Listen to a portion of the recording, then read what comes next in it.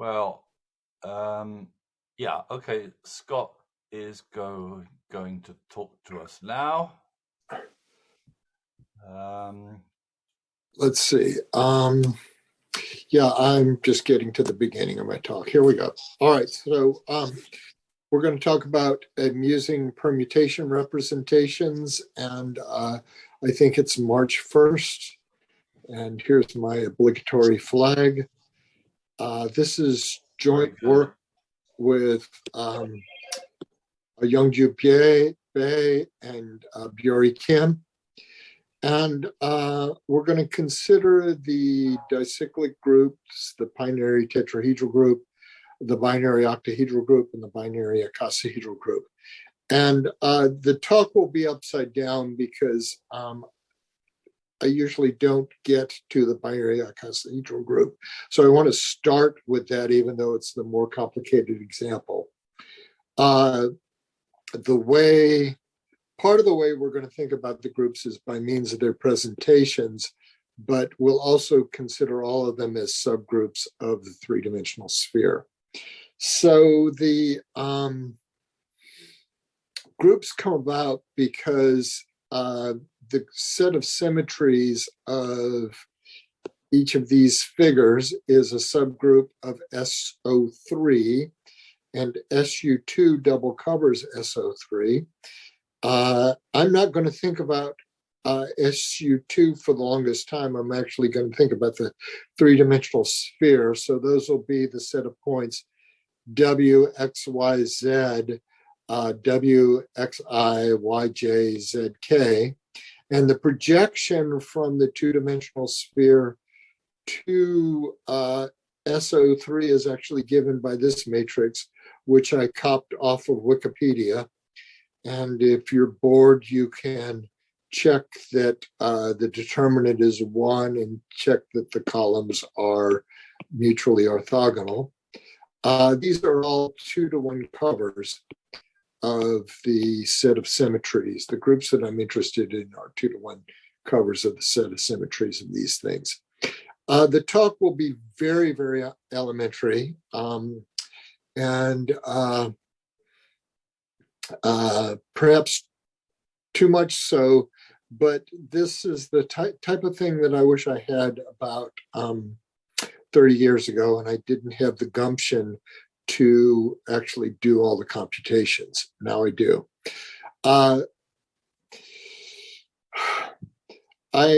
Some people can do this without these things, but I need the IJK circle. So I times J is K, J times K is I, K times I is J. And if you go in the other direction, then you get the negative entries over here. So certainly I won't bore you by using these tables, but whenever I made computations, I needed some variations in the tables. If you think about A as being the element 1/2 of 1 plus I plus J plus K, then the table actually tells you that A squared is this. And the reason that it tells you that is that, let's see, these two terms cancel, these two terms cancel, these two terms cancel. And if you look inside the table, you see you have exactly 2 I's. I forgot these two terms cancel over here as well. 2 I's, 2 J's, 2 K's, and 2 minus 1s.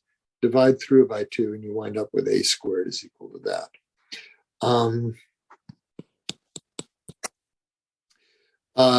One of the things that Lou mentioned to us was that if you look at the sphere, which has purely X, Y, and Z coordinates, then it squares to -1, and that is shown by means of this similar table. So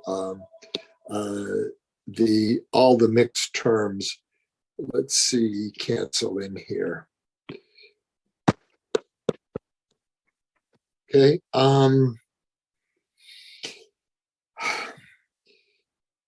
The element T is going to have these coordinates here. So you divide through by t, you let phi be the golden ratio. Phi minus 1 is 1 over phi. And some people like the golden ratio. I find it annoying because it's much more easy to make a mistake in making these computations than it is to get them right. So I'm going to have to record that phi squared is phi plus 1 and 1 over phi is phi minus 1. I suppose that's the defining relation of the golden ratio. And if you look at t itself and you square the components, then everything's divided through by 4. You get this quantity here. The hard bit, of course, is the phi squared minus 2 phi plus 1, but phi squared is phi plus 1. And I think all the phis cancel and there are 4 ones there. And so this element actually lives inside the three-dimensional sphere. Another useful fact is if you have an element of norm 1, then its a multiplicative inverse has minuses in the I, j, and k component. And 1 over phi is squared is phi minus 1 squared. And so that's this bit. So that's 2 minus phi. I'm going to need an expression for t squared. So I squared it out inside this table and I got this expression here. And it turns out that if you play with these elements, you'll find out that A has order 6 and T has order 10. That means in particular that once you know that A has 6, then you know that its inverse is this element here. And then if you just negate everything, then you get the square of that. And let's see, if you negate A, you get that. So you get all the elements inside the cyclic group generated by A. And once you know that T has order 10, then you see you can compute that T to the 9th, you'll have negatives in these components. T to the 5th turns out to be minus 1. Now, if you negate all of the components, you can figure out what T to the 4th is. You can negate the components. You can figure out that T squared inverse is T to the 8th. And then negate the components to figure out that minus T to the 8th is T cubed and so forth. So just belaboring that, from T you can figure out what T to the 9th is. You can figure out what T to the 6th is, and from T to the 9th you can figure out what T to the 4th is. And if you take the reciprocal of T squared, you get that, negate, you get that, and so forth. So another fact that is amusing and that I use repeatedly is multiplying anything with a 0 in the 4th coordinate by I, then the 0 moves to the 3rd coordinate. If you multiply by j, it moves to the the 2nd coordinate. If you have a 0 in the 4th coordinate multiplied by k, it moves into the 1st coordinate. And it turns out that all the powers of t are on the wxy sphere. I times all the powers of t are on the wxz sphere. All the things times j have the 0 in the 1st coordinate, and the things times k have 0 in the 0th coordinate. And I always like to call these things the equatorial two spheres inside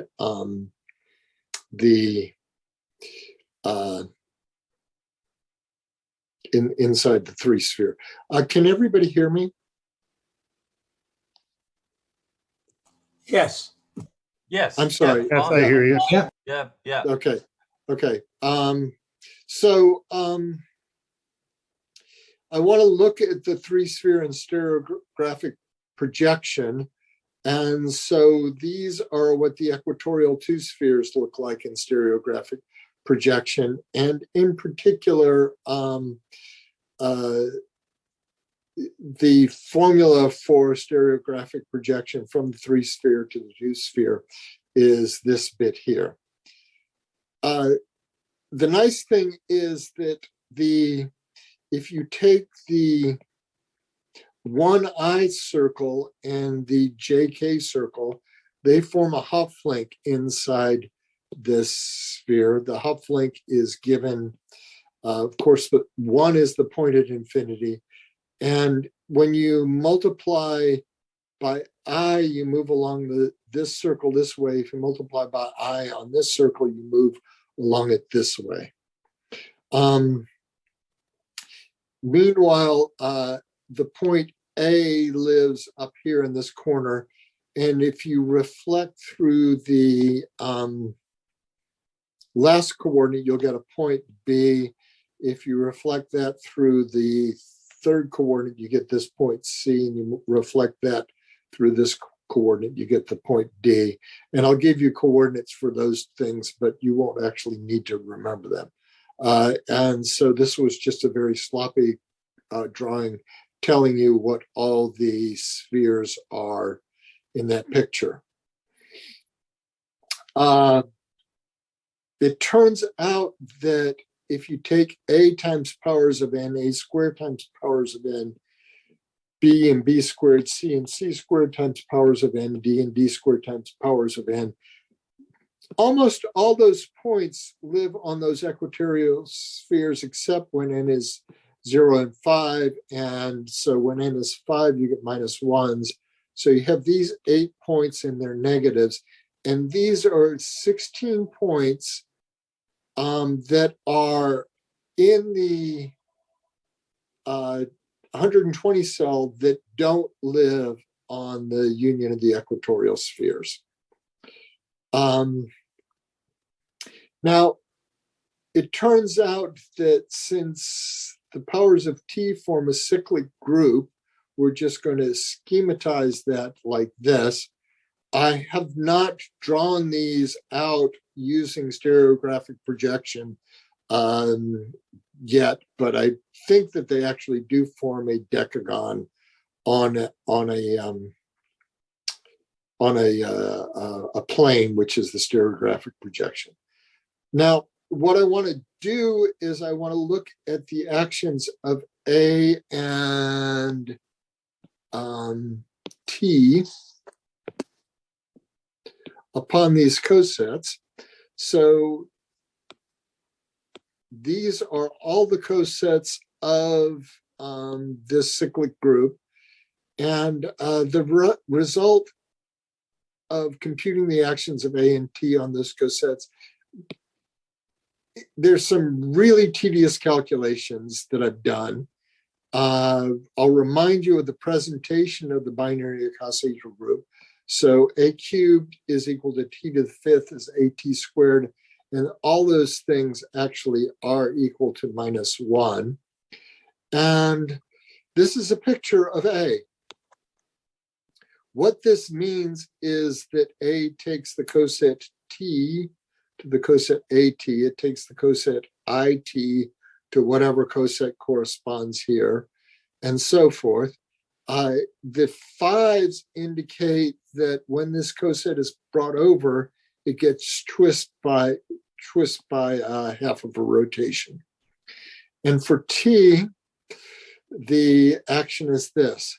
Now, these aren't the picture for A is kind of pretty. And whenever we see A, we're going to see this kind of structure over here.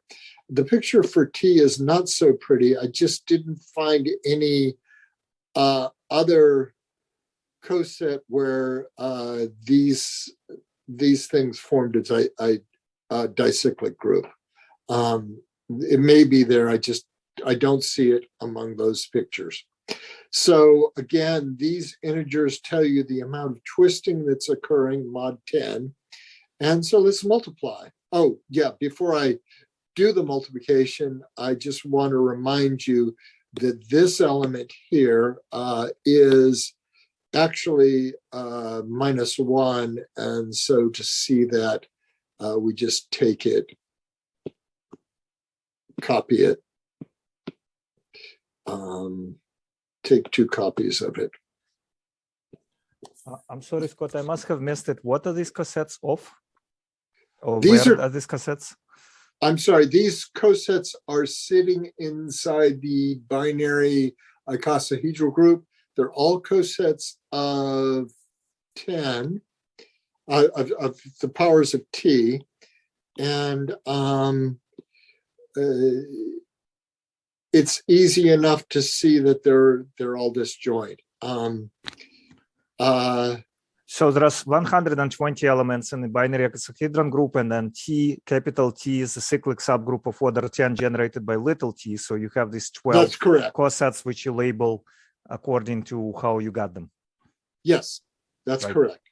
Right. And by taking this bit, as I just did while I was answering your question, stacking it up, then I get 10.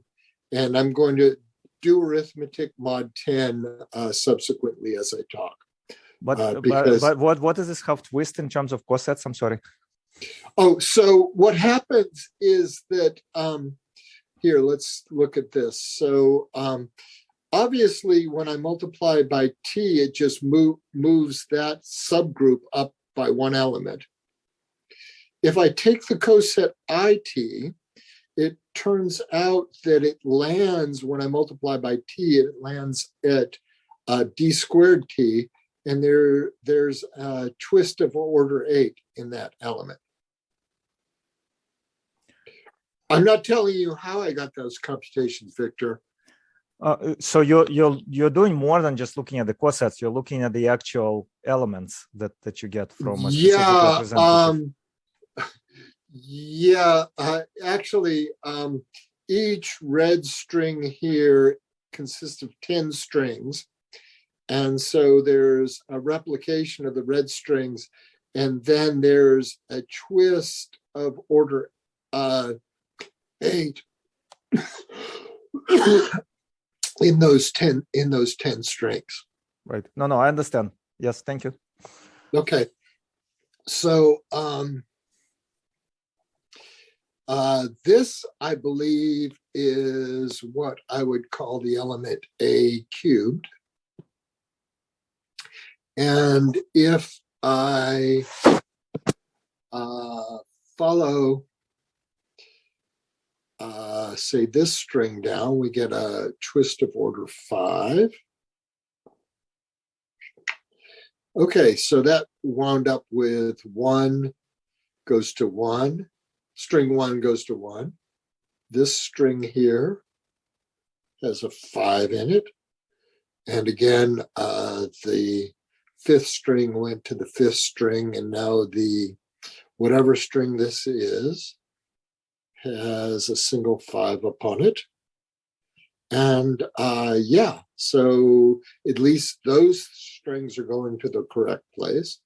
If we go to mod 4, then there's a 5 upon this, and it winds up there.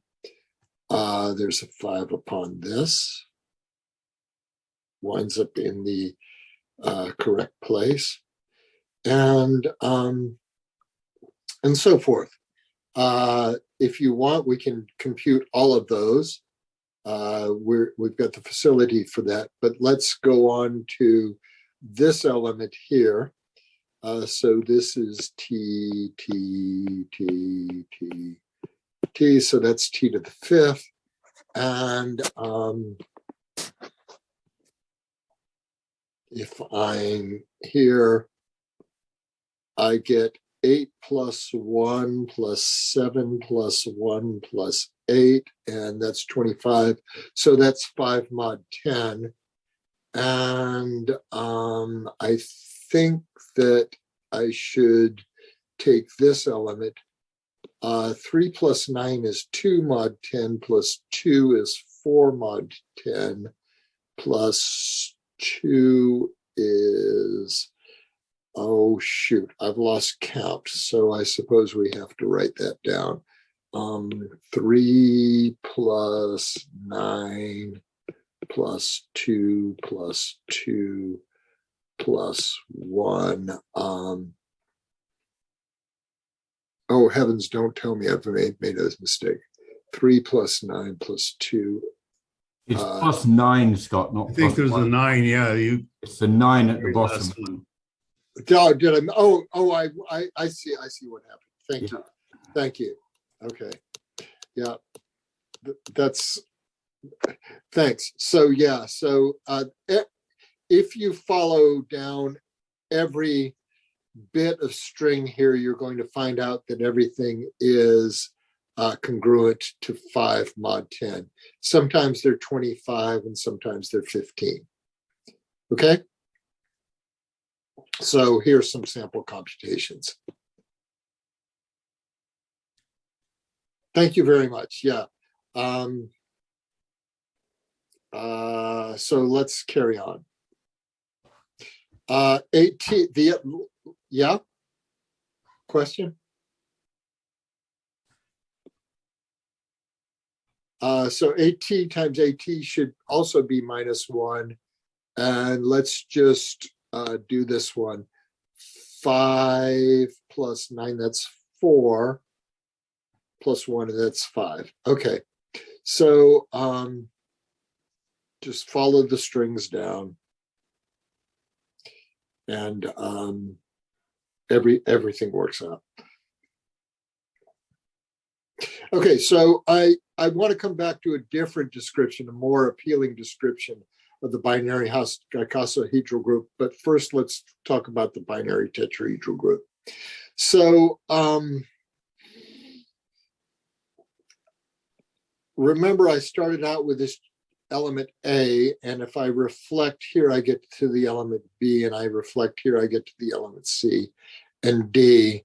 And then if I take powers of A actually lie along this line. Each time you take a power, you reflect through one of the spheres, except at the third power, you reflect through all of them. And similarly, powers of B are going to go here, powers of C are going to go here, and powers of D are going to go back to there. Just for the record, A is this element, B has these coordinates, C has these coordinates, D has these coordinates. And then minus B squared will turn out to have those coordinates. Again, these are just results of very tedious calculations. So the binary tetrahedral group consists of the vertices of these two cubes together with plus or minus I, plus or minus J, and plus or minus K. Again, we needed this. If we look at this, then we can figure out that A times I is what we call B squared, A times J is what we call minus C, A times K is what we call minus D. I won't give a quiz on what element is what. I always have to look it up, having written it down at one point. But I will also need that B times I is C squared, B times J is K, and B times K is D.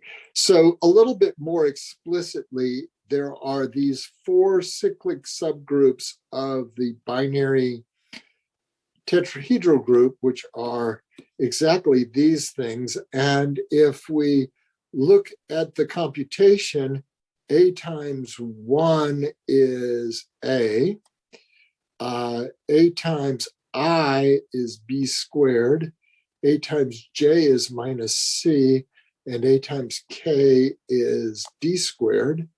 And so A keeps this coset fixed but twists it by 1. It moves the I coset to the J coset, twisting by 1. It moves the J coset to the K coset, twisting by 1, and K back to I, twisting by 1. Remember, I said that when we looked at A, we would often see this kind of structure here. When we compute B, let's see, B times 1 is B, that's over here. B times I is C squared. B times J is D. And B times K is, I'm sorry, I lied. B times J is A squared. And B times J is A squared. And then B times K is D. So we wound up with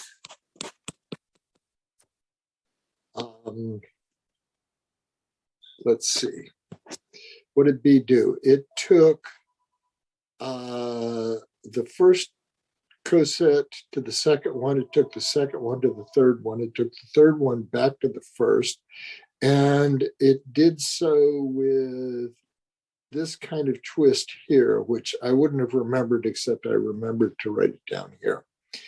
Okay, so that's what B looks like. And the presentation for the group is that A cubed is B cubed is AB squared. And you see, in this case, it's much easier.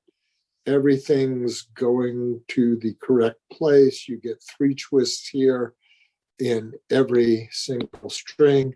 Here you get 9 twists in almost all the strings, but here they're 15, but those are all 3 mod 6. And if you compute AB, you get 9, 9, 9, and 9. I'm not sure what that means in terms of integral extensions of the alternating group, but it must mean something. Later on, I'm going to, so this is just a quick computation that A times B gives me this picture for J, this is the picture for I, and I times J gives me K, so that's the picture for K. I will need these products, and so first we compute B squared and minus A squared. So let's go ahead and do that. B squared does this.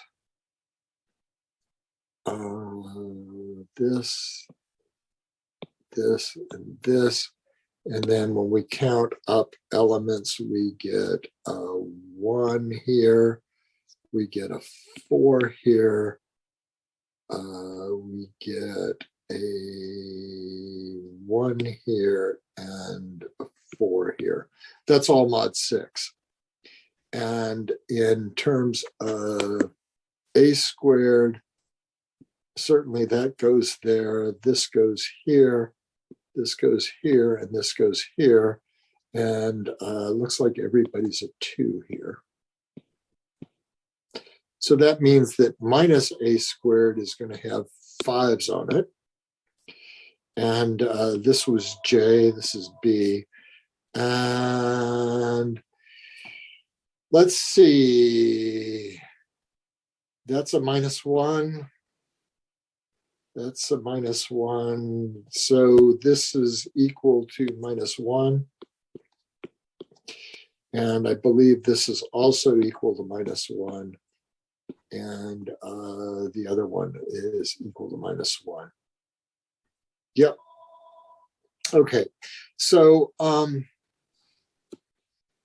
I have these subgroups. And inside A5, I have these cyclic subgroups. And I've only indicated the positive elements on these hexagons. These are the cyclic subgroups. So they form a really nice structure in here. So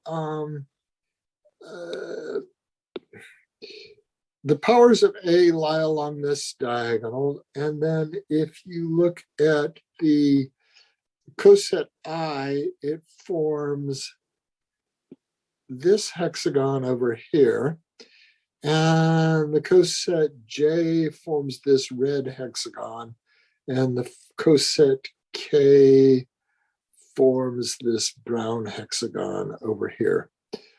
Surprisingly, these are not, any two hexagons doesn't form a dicyclic subgroup. So inside the binary icosahedral group, you have all of these cyclic subgroups. And so I've accounted for 120 elements. And so if you think about the cosets of A4 inside in the binary tetrahedral group inside the binary icosahedral group, you can just label them as follows, and then notice that these are just, sorry, the labels come from the powers of T. And so T just moves everything up, but T to the fifth is -1, so you get this -1 over here. And this is the picture of A. This is the picture of T. And let's just double check the relations. So here it's much easier to see, I think, that the first string goes to the first, the second string goes to the second, the third goes to the third, and fourth goes to the fourth, and the fifth goes to the fifth. And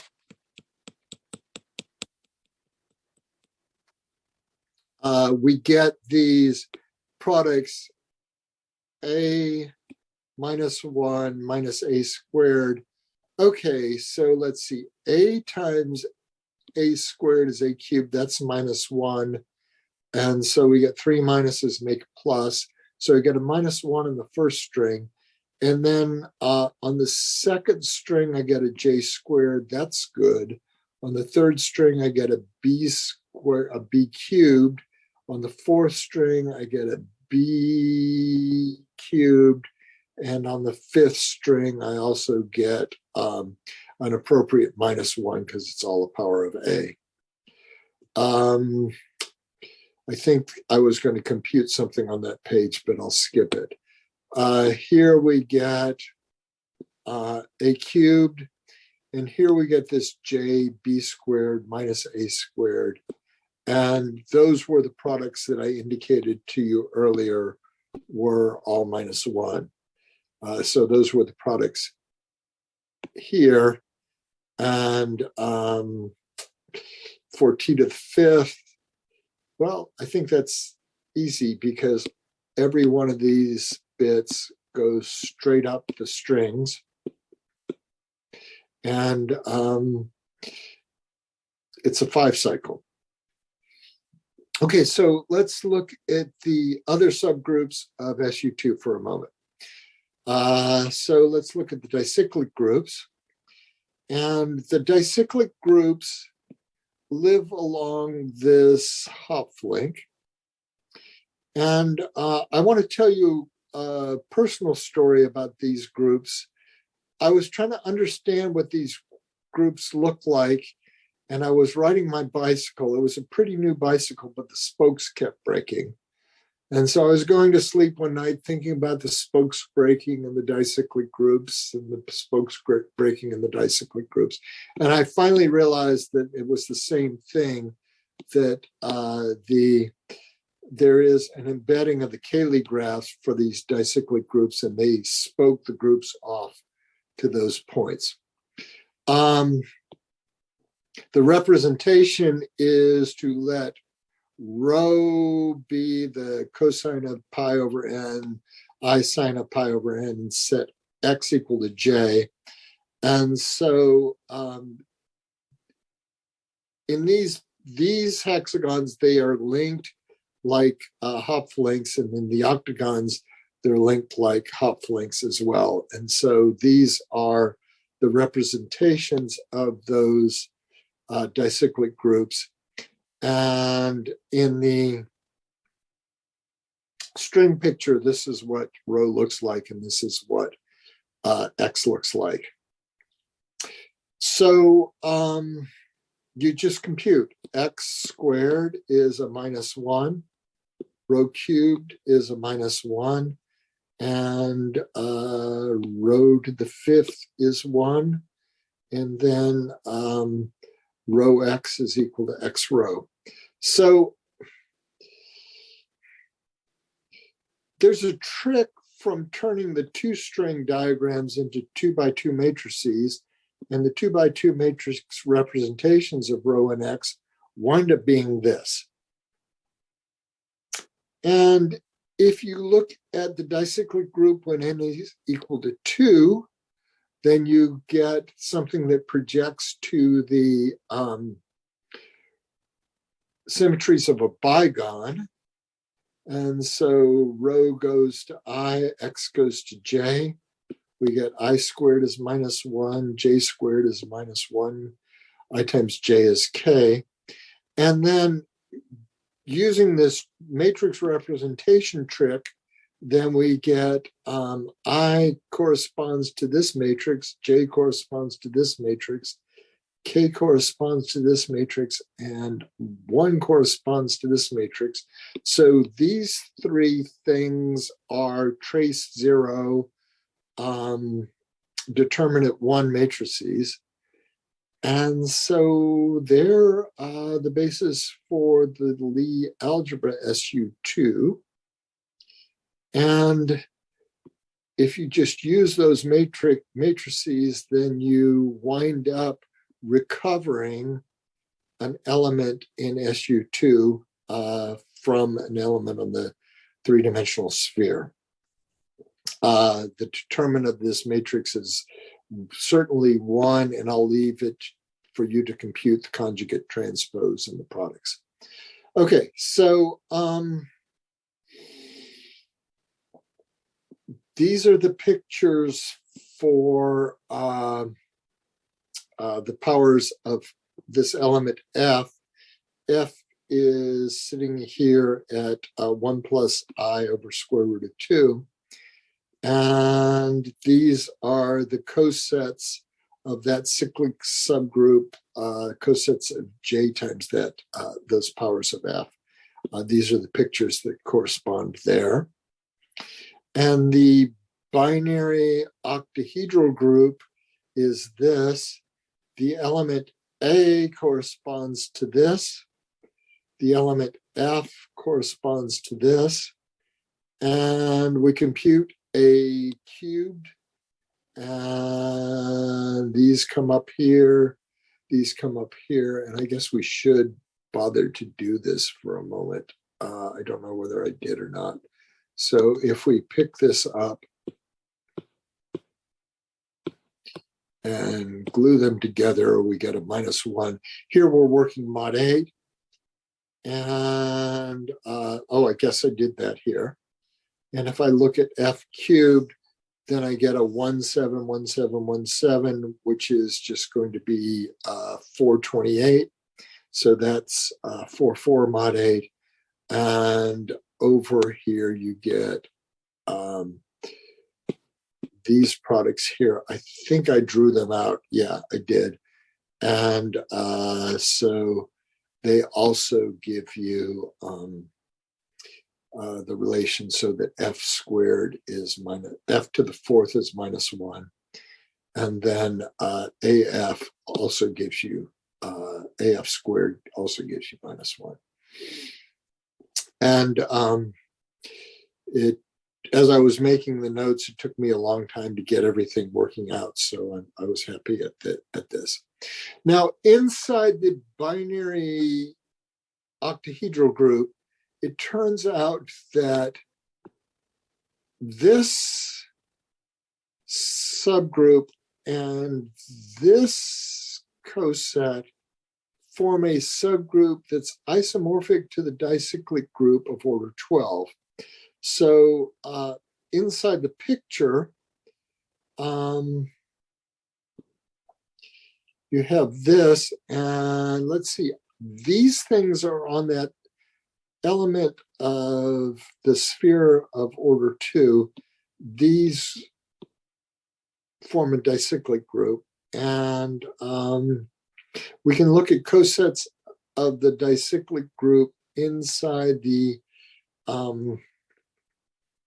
binary octahedral group and also schematize A and F like this. And we get similar relations. A cubed is -1, F to the 4th is -1, and AF is also -1. And notice that I've indicated where the odd men out were in each stack of those things. So that was that.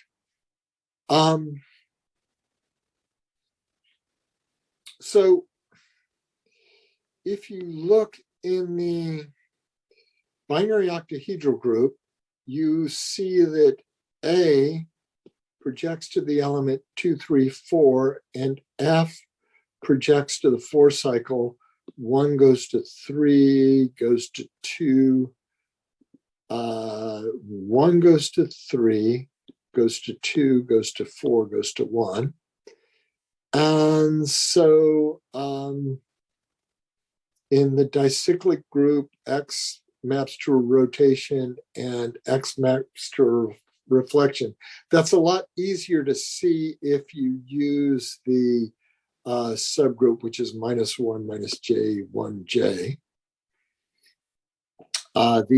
Again, I'm very fond of this Hopflink picture. And in the binary icosahedral group, A maps to the 3 cycle 1, 2, 1, 5, 3, and T maps to the 5 cycle 1, 2, 3, 4, 5. So the projections are just ignore the quipu on the strings. And in the binary tetrahedral group, A maps to 2, 3, 4, and B maps to 1, 2, 3. And as I pointed out, all of the points in A5 except for these 16 lie on the unions of the equatorial spheres. And so whatever I've showed you works in a lot of generality. If you start with a group and you take, let's say, a finite group, and you take an element in there, then it has some finite order.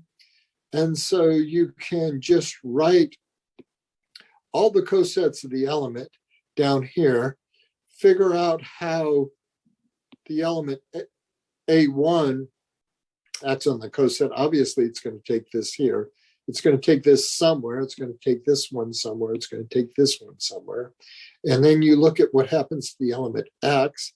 Well, X is just going to increment this by 1. It's going to form a permutation over here. And you can do that. You may not have a full set of generators, so you can take another coset over here, and then you can just figure out permutation representations for all these groups.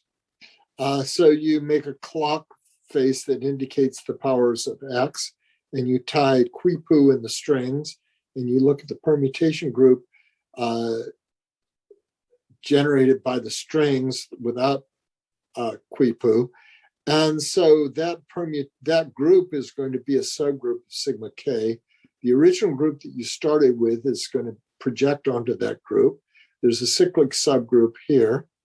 You get a section just by choosing some representative things, and you can actually use these pictures to compute cocycle values for your extension.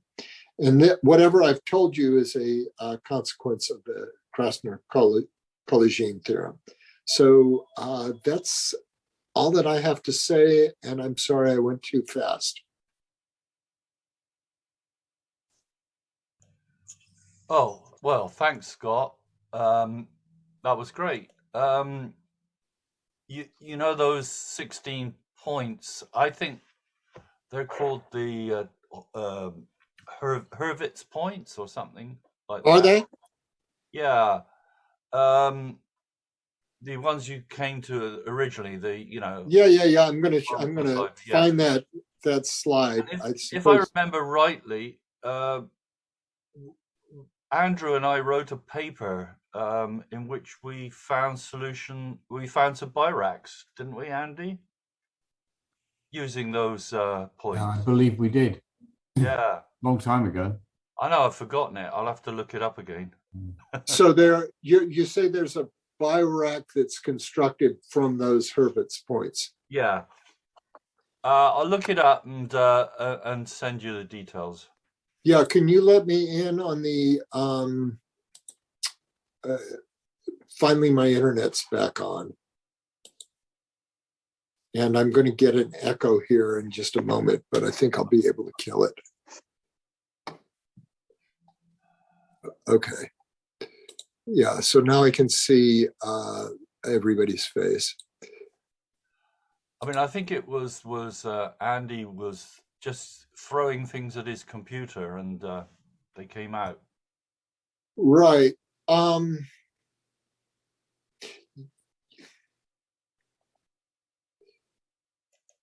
Yeah, that's very interesting. I'll get Bjori to take a look at that. We've been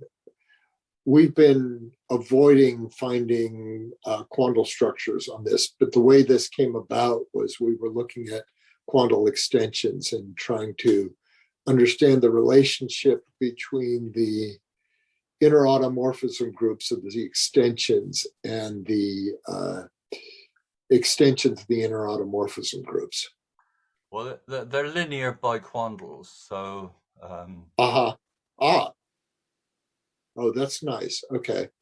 So I'll send you. I've got the paper somewhere. I'll send it to you. Well, it should be easy. I mean, there are only like 20 Bartholomew Fenn papers on the archive, right?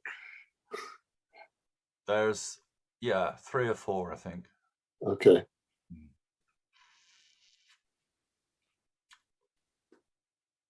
I mean, we did put it in the archive, didn't we, Andy? I'm pretty sure. I think it was the equivalent paper. I'm just looking at on the side here and I can't find it quickly. Yeah. It's all a bit scary when you kind of try and find one of your old papers and it sort of disappeared.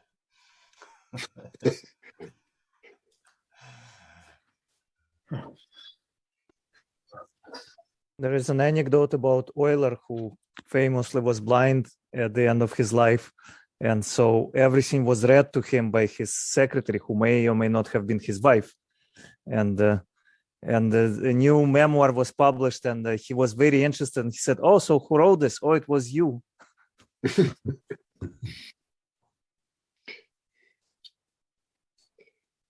Well, are there any other questions or statements or anything anybody want to say?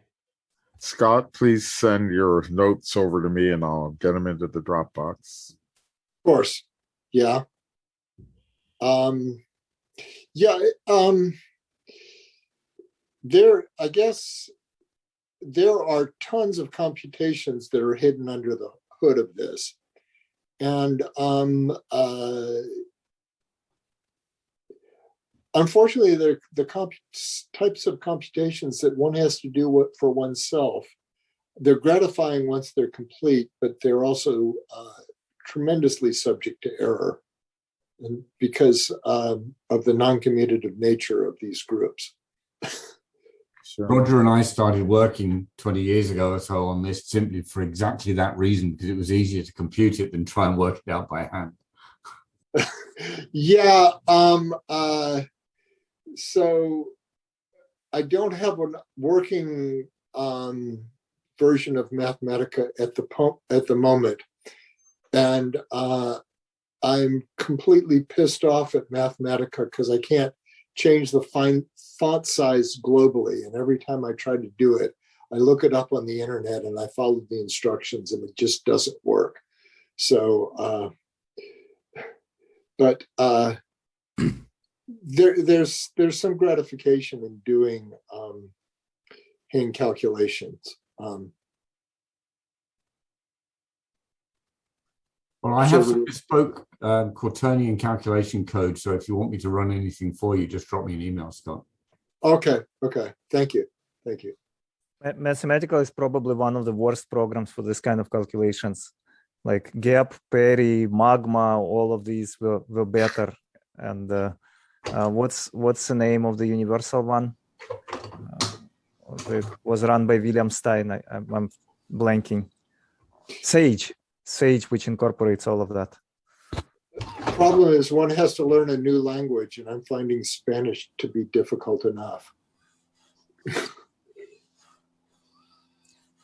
Scott, I have a question.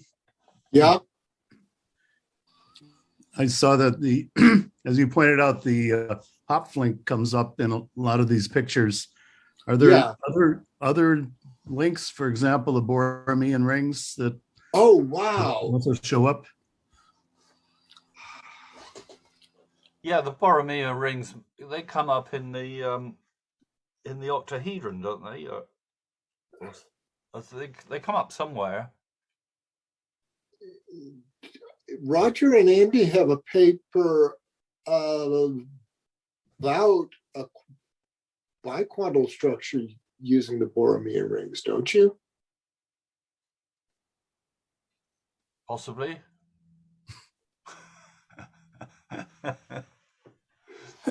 I don't know. Lou, do you know Borromean rings or like structures of the finite groups living on the Borromean rings?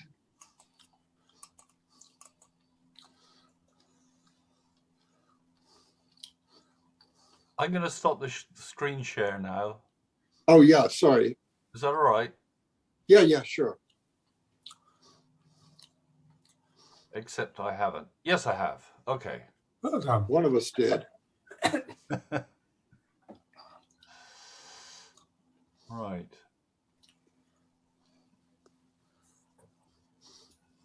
Well, Back fully online, Scott.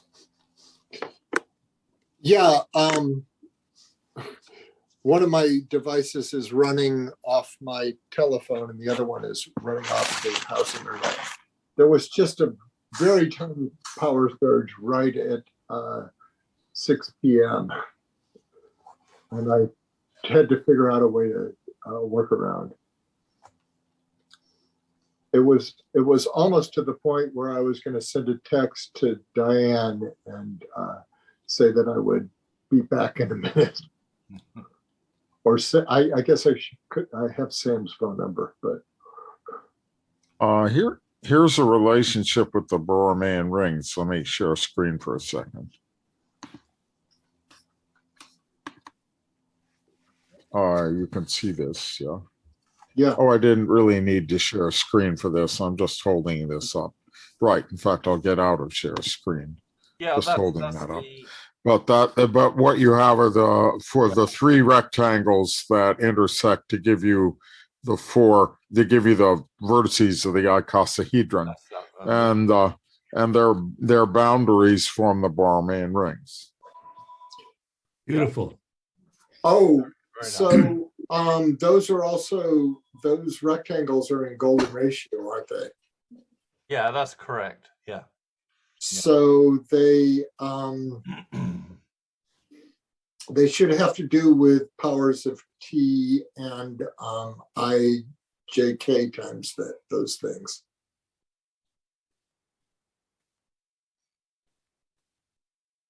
I don't understand the golden ratio comment. Golden ratio is order 5, and we were looking at something which was order 2 or 4. So the coordinates of T are half of the golden ratio, half of the reciprocal of the golden ratio, and 1/2. And the Borromean ring model that Lou showed, those rectangles are in golden ratio. So I would conjecture that if you look at in different localities on the equatorial sphere, you're going to see different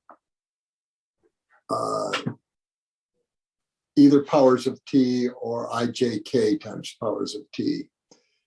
I don't know of a subgroup that you're going to get out of that, but there might be one.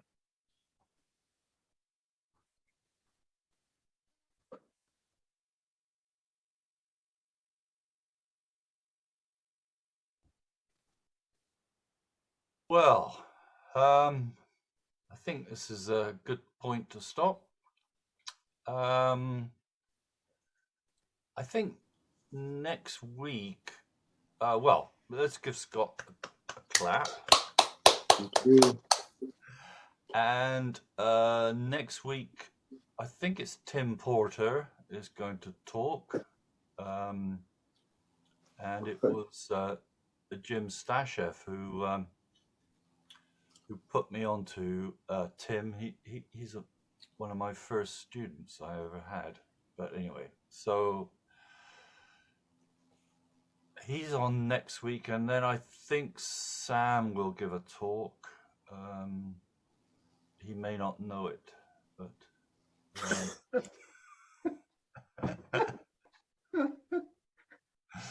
anyway, okay, so the best of luck to you all, and I'll see you next week. Bye-bye. Thank you. Thank you. Good talk.